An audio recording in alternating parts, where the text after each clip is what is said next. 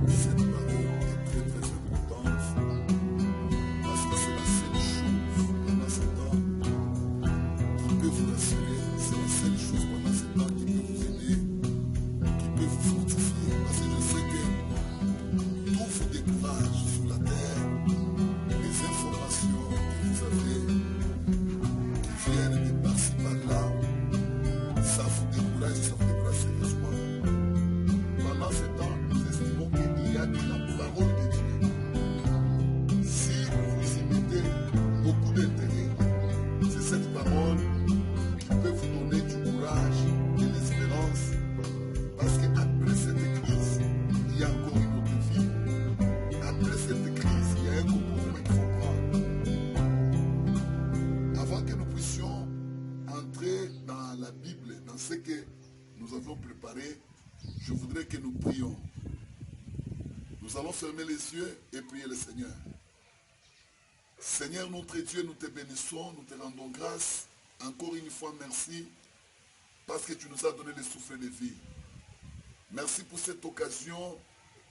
Pour nous, c'est une bonne occasion pour que nous partageons, Seigneur, des pensées avec mes frères et sœurs. Je veux que le Saint-Esprit vienne établir ta volonté dans nos cœurs. Seigneur, que par la puissance du Saint-Esprit, que ce qui n'est pas ta volonté, ce qui est en train de contredire, Seigneur, notre foi, soit anéanti. Père de gloire, comme il est écrit, au commencement était la parole, et la parole était avec Dieu. Et toute chose a été créée par cette parole. Seigneur, permets à ce que, oh Dieu, tout celui qui va nous suivre puisse avoir, Seigneur, une nouvelle vie, qu'il puisse prendre une bonne décision et que le Saint-Esprit puisse l'aider. Au nom de Jésus. Amen. Nous voulons parler sur un sujet, je crois qu'il va certainement vous aider, inspiré par Dieu. Nous voulons partager ce sujet. Je l'ai tiré dans les livres de 1 Corinthiens chapitre 10, le verset 13. Comme vous le savez, nous sommes en train de parler avec la pensée d'aider les gens sur la situation actuelle. C'est pourquoi par l'inspiration de Dieu, nous allons partager 1 Corinthiens chapitre 10, verset 13. La Bible déclare, « Aucune tentation ne vous est survenue qui n'ait été humaine. Et Dieu, qui est fidèle, ne permettra pas que vous soyez tentés au-delà de vos forces. Mais avec la tentation, il préparera aussi le moyen d'en sortir, afin que vous puissiez la supporter. » Je crois que c'est un verset bien connu de beaucoup de gens qui parle sur la tentation. Le sujet que nous voulons partager, nous l'avons intitulé comme suit, Dieu ne permettra pas que vous soyez tentés au-delà de vos forces. Dieu ne permettra pas que vous soyez tentés au-delà de vos forces. Nous connaissons bien ces versets de 1 Corinthiens chapitre 10 verset 13 parce que nous avons l'habitude de les citer et même souvent quand nous voulons exhorter quelqu'un qui est dans les problèmes, nous l'exhortons avec l'appui de ces versets. Maintenant là, je crois que c'est un bon verset pour nous tous parce que le monde entier est presque dans la même situation. Aucune tentation ne vous est survenue qui n'ait été humaine. Et Dieu qui est fidèle ne permettra pas que vous soyez tentés au-delà de vos forces. Mais avec la tentation, il préparera aussi les moyens d'en sortir afin que vous puissiez la supporter. Dieu ne permettra pas que vous soyez tentés au-delà de vos forces. Je voudrais dire à tout celui qui me suit, Dieu, il n'a pas peur que son peuple passe par un temps difficile. Dieu ne peut pas être bougé parce qu'il y a un temps difficile qui est venu ou bien qui est en train de venir. Dieu n'a pas peur. S'il n'a pas peur, il sait ce qu'il est en train de faire et il sait ce qu'il va faire. Que ce soit les temps difficiles, que ce soit les temps compliqués, pour Dieu, c'est un temps dans ce monde que nous pouvons aussi vaincre. Alors, la Bible dit, aucune tentation ne vous est survenue qui n'est humaine. Vous savez que Dieu connaît ce que nous connaissons. Dieu voit ce que nous voyons. Et Dieu connaît ce que nous ne connaissons pas. Dieu voit ce que nous ne voyons pas. Dieu contrôle tous les temps. Le temps passé, le temps présent et le futur. Dieu contrôle le temps. Il est là, il contrôle le temps. Alors, ce qui est surprise pour nous, pour lui, ce n'est pas une surprise. Il a connu ce temps avant nous. Il connaissait l'ampleur, la force de ce temps. Comment ce temps allait nous peser. Dieu connaissait. Et ce temps ne pouvait pas venir. Ce temps ne pouvait pas nous attraper si Dieu n'avait pas aussi accepté. C'est-à-dire, quelle que soit l'origine de cette crise, de cette maladie, nous pouvons dire en tant qu'enfants de Dieu, le lecteur de la Bible, que Dieu a permis, parce que s'il ne voulait pas, s'il n'avait pas permis, c'est lui qui a le dernier mot. C'est lui qui a la dernière décision. Donc il a permis. Tout en sachant qu'il a son église, il a ses serviteurs, il a ses servantes, il a ses enfants. Et nous tous, nous n'avons pas la même dimension de la foi. Dieu savait que parmi ses enfants, il y a ceux qui ont la foi faible. Mais il a laissé que le temps puisse nous arriver. Mais qu'est-ce qui est important? La Bible dit, il ne permettra pas une tentation qui est au-dessus de nos forces. C'est-à-dire une tentation qui n'est pas humaine. Donc s'il a permis, pour lui Dieu, il savait que c'est un petit problème. C'est un problème qui est proportionnel à notre force. Voilà pourquoi il a permis. Mais ce qu'il faut bien comprendre, ou bien la question qu'il faut se poser, maintenant, qu'est-ce que Dieu fait pour que nous puissions passer ce temps difficile? S'il permet un temps difficile, quel est le rôle qu'il est en train de jouer avec nous, Église, avec nous, ses enfants? Qu'est-ce qu'il fait? La Bible est très claire. Avec la tentation, il nous préparera. C'est-à-dire, Dieu, avant de permettre une tentation, parce qu'il vit toujours avant nous, il est en dehors du temps. Avant que ces choses arrivent, lui, Dieu, a vécu d'abord ces choses. Et puis il les permet. Maintenant, qu'est-ce qu'il fait pour que nous puissions passer par ce temps ici? La Bible est claire, il nous prépare. Pourquoi il nous prépare? Pour que nous puissions supporter. Nous puissions supporter la situation. Nous puissions supporter le temps. C'est que pour Dieu, s'il a permis, c'est qu'il a jugé que son Église, ses enfants sont capables de supporter ce temps. Donc c'est une préparation qui nous amène, qui nous donne la force de supporter. Et puis cette préparation, c'est un moyen pour s'en sortir. Donc c'est à partir de cette préparation, nous allons quitter cette dimension. Mais vous devez savoir que la préparation, ce n'est pas maintenant. La préparation se fait avant les temps difficiles. Donc pour dire, Dieu nous avait déjà préparés. Il nous avait déjà préparés. Nous étions déjà préparés. Et Dieu nous prépare de deux manières. Dieu prépare son peuple de deux manières.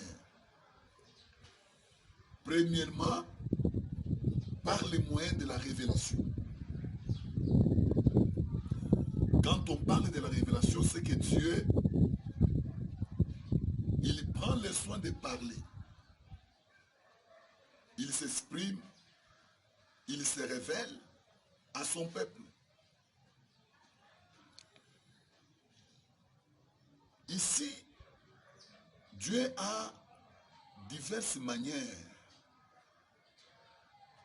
ou bien différents moyens de parler à son peuple.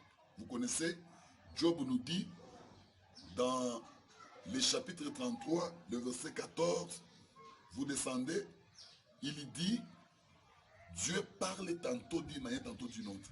Il utilise la prophétie, il utilise la vision, il utilise les songes.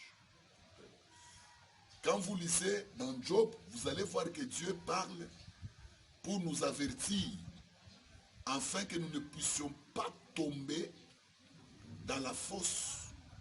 Parce qu'à chaque situation, le diable, il y a un enjeu que le diable a déjà préparé. Tuer les gens, enlever la foi des gens, bouger les gens. Maintenant, Dieu, il nous avertit à ça. Attention,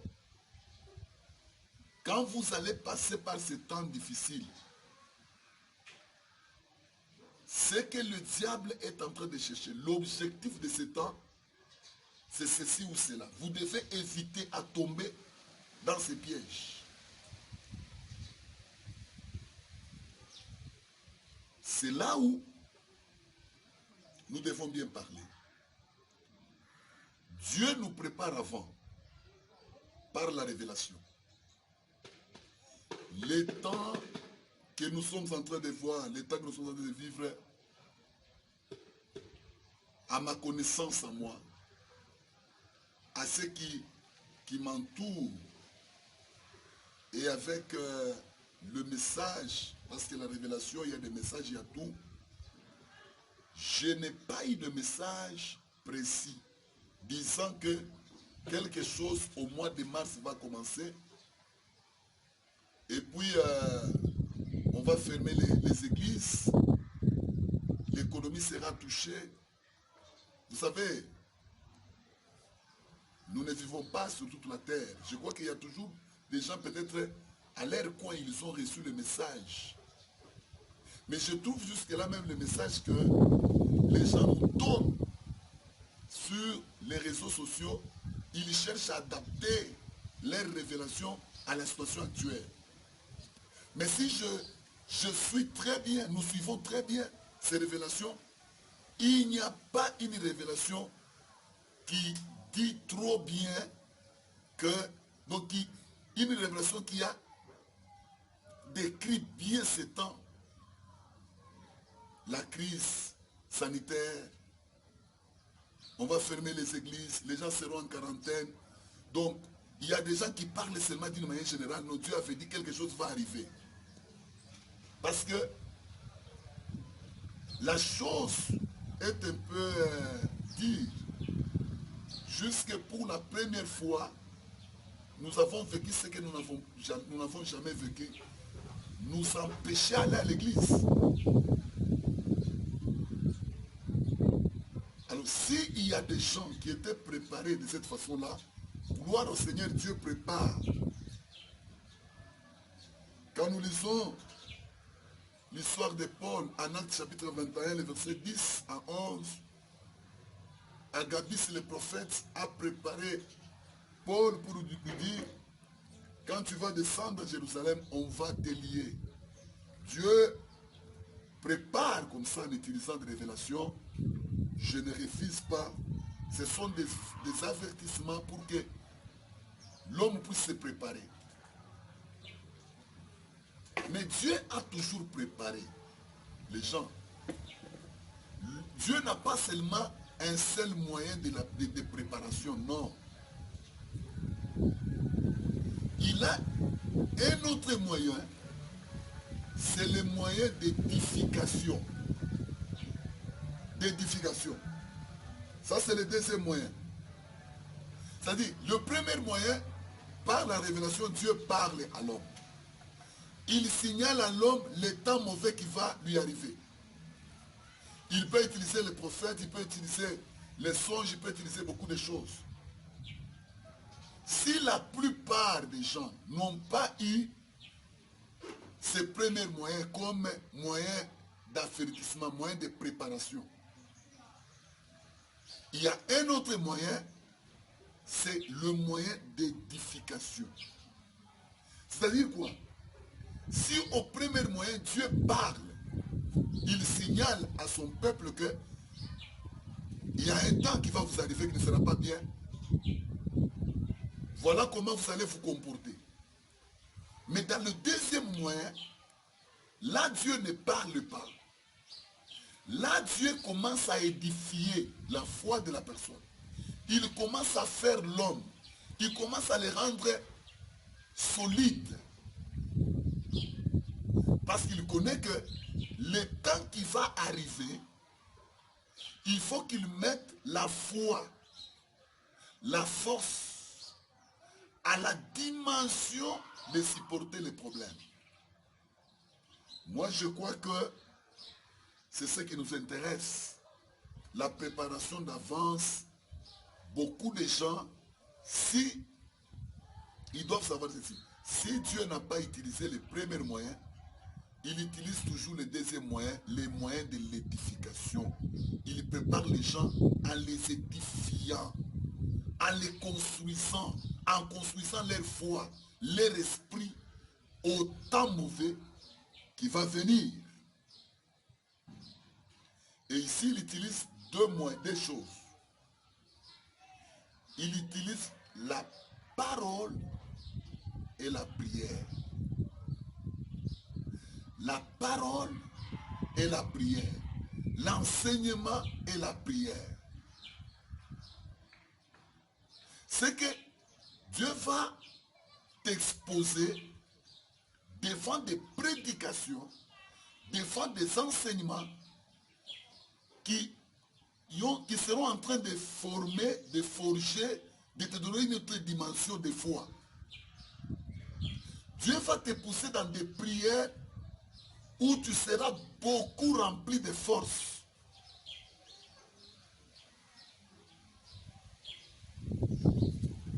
Dans la Bible, il y a des gens comme ça à qui Dieu n'a pas parlé. Des moments difficiles. Mais ils étaient préparés par ces deuxièmes moyens, les moyens d'édification.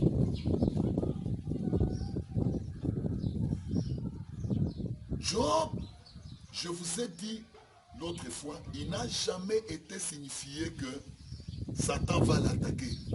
Mais Dieu, en libérant Satan, il savait que Job va lui résister.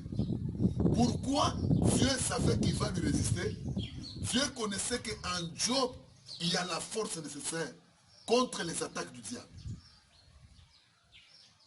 C'est pourquoi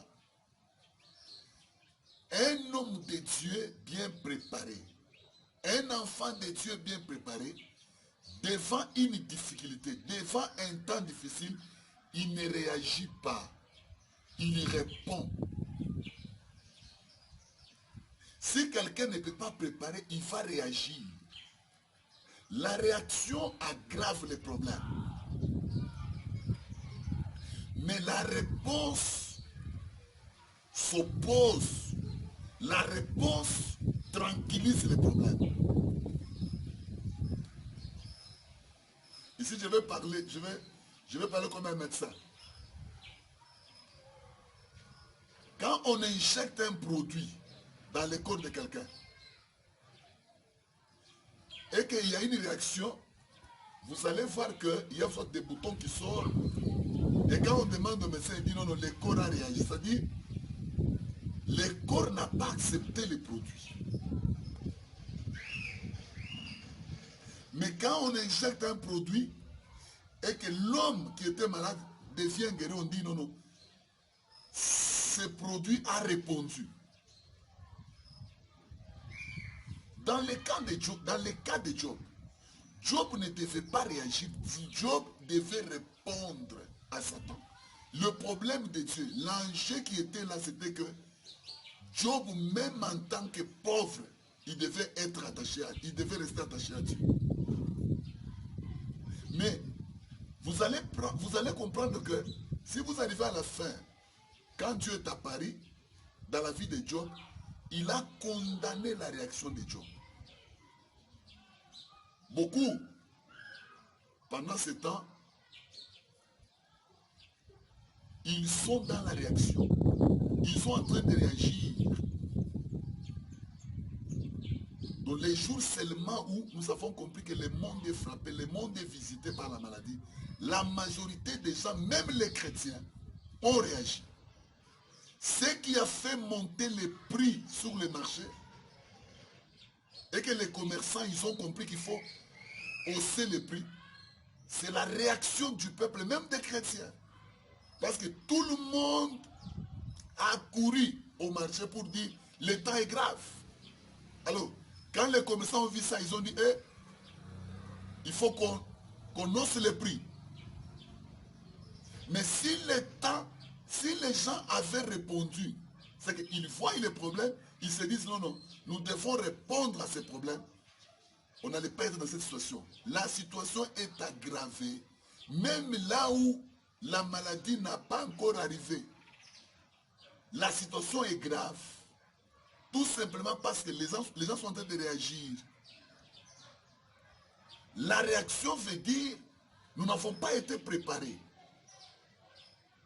Si le problème est spirituel, même les chrétiens, ils n'ont pas été préparés. Non. Je veux dire ceci. Le problème de la préparation, c'est quoi? C'est que quand Dieu est en train de te préparer, même si quand il te dit dans la prophétie, il te dit, le temps difficile va venir. Même quand il commence à t'édifier, le problème de la préparation, c'est quoi? L'homme, il ne prend pas au sérieux s'il ne voit pas les dangers. Parce que la préparation demande le sacrifice. Et vous devez savoir que la dimension du problème détermine la dimension de la préparation. Dieu nous prépare notre foi selon la dimension du problème. Si le problème est grave, le problème est à une haute dimension, c'est que nous devons être préparés aussi sérieusement. C'est là où il y a un problème. Est-ce que Dieu ne nous préparait pas? Nous allons à l'église. Au lieu de prier sérieusement, nous allons à l'église. Au lieu de s'asseoir et écouter la parole de Dieu, nous sommes en train de dormir. Et parfois, dans cette préparation, il faut que nous sachions que une bonne prédication, c'est celle qui édifie les gens. Une bonne louange, adoration, c'est celle qui édifie les gens.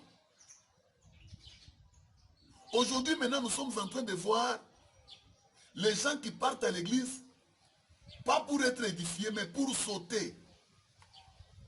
C'est lui qui prêche, au lieu d'édifier les gens, il cherche à soulever les gens, à susciter les émotions des gens. Les gens sortent dans une prédication, ils ont acclamé, ils ont crié Alléluia et Amen, mais rien ne s'est ajouté dans leur foi. Parfois nous avons des églises comme ça, louange, adoration. Vous voyez que les gens sont en train seulement de bouger les corps. On prêche, les gens sont en train d'écouter, ils acclament, mais en réalité, rien en eux ne soit formé. Bien-aimé, avec Dieu, il donne toujours à l'homme 2 temps. Il y a un temps où Dieu, il cherche à ce que l'homme puisse emmagasiner. L'homme soit préparé. L'homme soit brisé. Si ce temps passe, le deuxième temps, c'est que l'homme doit donner ce qu'il a. On dit on donne ce qu'on a reçu. Si le temps d'emmagasiner, le temps où Dieu était en train de te travailler, tu n'avais pas profité, comme le monde suit la chronologie normale, le programme est là. Si le temps des problèmes arrive, le temps où il faut que tu donnes arrive, tu dois agir. Aujourd'hui, qu'est-ce que nous sommes en train de voir? Nous sommes confondus. Nous sommes devenus comme des païens. Comme si nous ne connaissons pas Dieu. Nous avons le même langage. Vous savez, si vous n'avez pas la foi, c'est que vous aurez peur. La peur que nous manifestons aujourd'hui signifie tout simplement que nous n'avons pas la foi. C'est maintenant que nous devons montrer au monde le Dieu que nous allons prier chaque jour, chaque soir. C'est maintenant que nous devons montrer au monde le Dieu de nos marathons, le Dieu de nos séminaires, le Dieu de nos retraites, l'onction que nous sommes remplis tous les jours. C'est maintenant. Vous savez, quelqu'un qui est préparé, il doit avoir 2 choses différentes des autres. Son attitude et son langage. Le temps est là. Et ici, on ne peut pas faire semblant de ce qu'on est. Parce qu'on ne peut pas séparer l'homme et sa foi. On ne peut pas séparer. La vie chrétienne, c'est notre vie. Si tu es chrétien, même dans les temps difficiles, même dans les temps normaux, tu es chrétien. Mais ce que nous sommes en train de vivre aujourd'hui, nous trouvons que, nous comprenons que les gens ne sont pas édifiés. Les gens n'ont pas de conviction. Les gens n'ont pas de racines. Les gens n'ont pas de racines profondes. Maintenant, le vent est en train de passer. Ça prenne tout le monde. Ça fait tomber tout le monde. Où est la foi? Où est la foi? sont les fruits de nos prières? Où sont les fruits de nos jeûnes?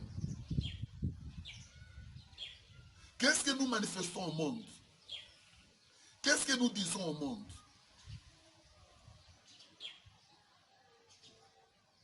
Peut-être Dieu ne nous a pas parlé par prophétie, par songe. Mais nous écoutons tous les jours la parole de Dieu. Il y a des gens qui ne restent pas à la maison. Ils sont tout le temps à la veille de prière, au séminaire. Mais c'est maintenant qu'il faut montrer que nous avons été préparés pour ce temps. J'ai comme l'impression que nous les chrétiens, on n'est pas préparés à rencontrer le diable, à rencontrer l'ennemi, dans le vrai sens de son nom. C'est maintenant qu'il faut montrer que nous sommes plus que vainqueurs. C'est maintenant qu'il faut montrer au monde que le Dieu que nous prions, il est le vrai. Le temps que nous sommes en train de passer, c'est semblable à l'Apocalypse. Maintenant, si nous fouillons, si ce temps ici va nous gagner, est-ce que nous saurons, nous les chrétiens d'aujourd'hui, vivre les signes de l'Apocalypse? Apparemment, c'est comme si nous ne sommes pas préparés. Nous allons à l'église pour calmer nos émotions. Où sont les chrétiens qui ont la foi? Où sont les chrétiens qui ont la foi? Nous sommes découragés comme les païens. Nous n'avons pas l'espérance comme les païens. Nous sommes comme ça. Où sont les chrétiens qui sont prêts à prendre le danger? Je vous ai dit qu'il y a beaucoup de gens qui étaient préparés comme ça dans l'édification de leur foi. Prenons l'exemple de David. Dieu n'a jamais dit à David que tu rencontreras un jour un Goliath dans ta vie. Non. Mais seulement que David, il avait son attention sur ce que Dieu était en train de faire avec lui dans la brousse. Il a bien assimilé la leçon. Il a formé sa foi. Il suffisait seulement qu'un jour, qu'il voie Goliath. C'était automatique. Il sent que la foi a tressailli en lui. Et il a prononcé déjà aux gens, il dit, cet homme, moi, je vais le battre.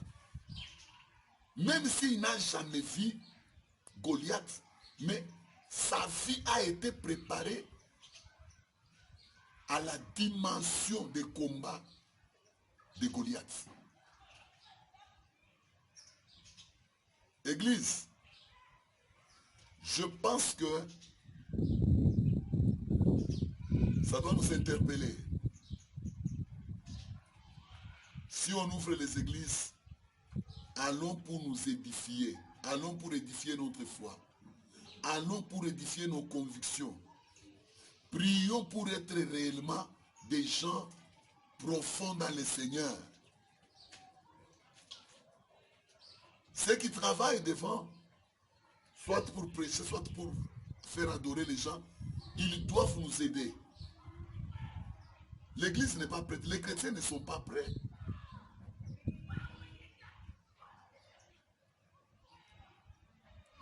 Dieu, lui, fait sa part.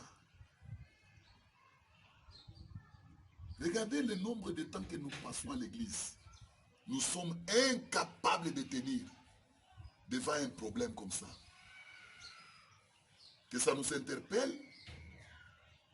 Je vais vous encourager. Ne prenons pas les choses de Dieu à la légère. Le temps que nous passons à l'église, dans la prière, dans des jeûnes et prières, dans des séminaires, dans des marathons, ça doit former en nous quelque chose de solide.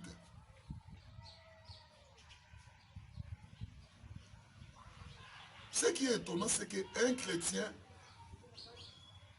il peut être beaucoup de jours dans les choses de Dieu, dans l'église. Un seul jour, même du deuil chez lui à la maison, il perd quelqu'un de cher dans sa famille. les choses qu'il va faire, les choses qu'il va dire, vous vous demandez, est-ce que cet homme, il était en train d'édifier sa foi ou bien il était superficiel? Je crois que je viens de dire ce qu'il fallait vous dire. En conclusion, Satan ne peut pas exister et que nous puissions le passer si Dieu ne nous a pas préparés. Je sais que Dieu nous a préparés. Il y a cela que Dieu a préparé avec des révélations. Il vous a dit. Il vous a dit ce que vous devez faire. Il y a cela,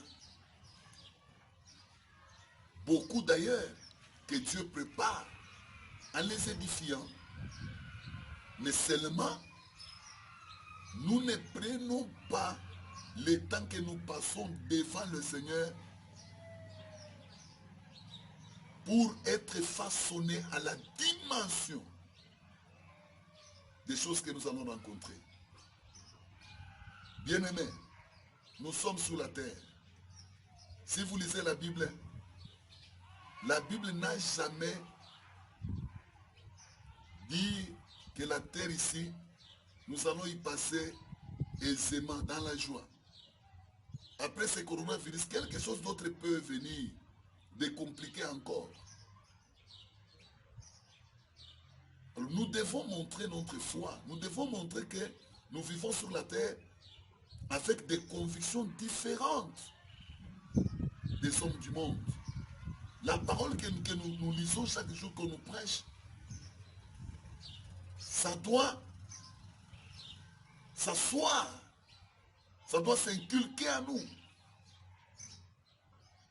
Et facilement, devant un problème difficile, nous allons répondre et non réagir négativement, et non fuir comme les païens, et non se décourager comme les païens.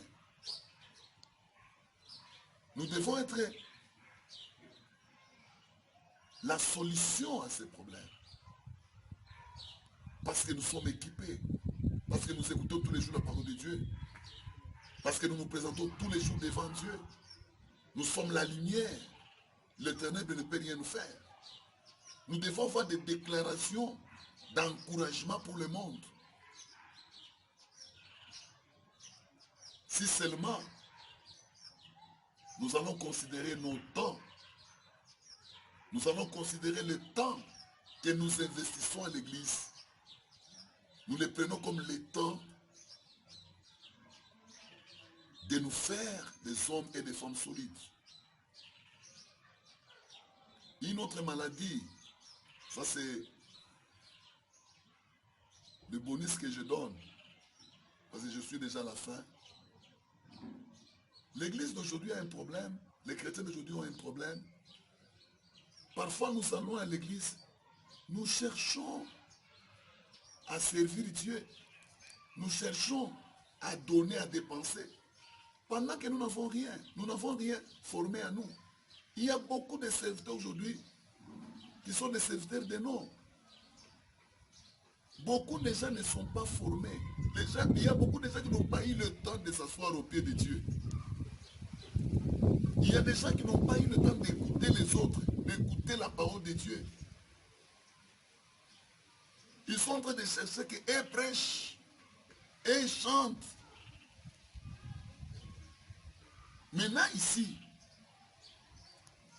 et les prédicateurs et les chrétiens, chacun doit montrer ce qu'il a déjà encaissé en lui, ce qui fait de lui enfant de Dieu, la dimension de sa foi.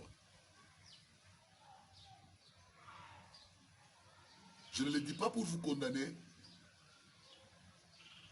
c'est un message pour vous dire, ne jouons pas le temps d'apprendre. Prenons au sérieux la vie chrétienne. Prenons au sérieux nos cultes. Prenons au sérieux nos prières. Si c'est le temps d'écouter la parole, n'écrivons pas seulement. Il y a des gens même qui n'écrivent pas. N'écrivons pas seulement. Vous écrivez sur un support physique. écrivez aussi dans vos cœurs. Vous acclamez une prédication, ce n'est pas une mauvaise chose. Mais soyez sûr que cette prédication vous a informé, vous a fait quelque chose. Ne soyez pas des fanatiques. Soyez des chrétiens. Dieu ne confond jamais ses enfants. Dieu n'abandonne jamais ses enfants. S'il vous donne l'occasion de vous préparer, soyez préparés.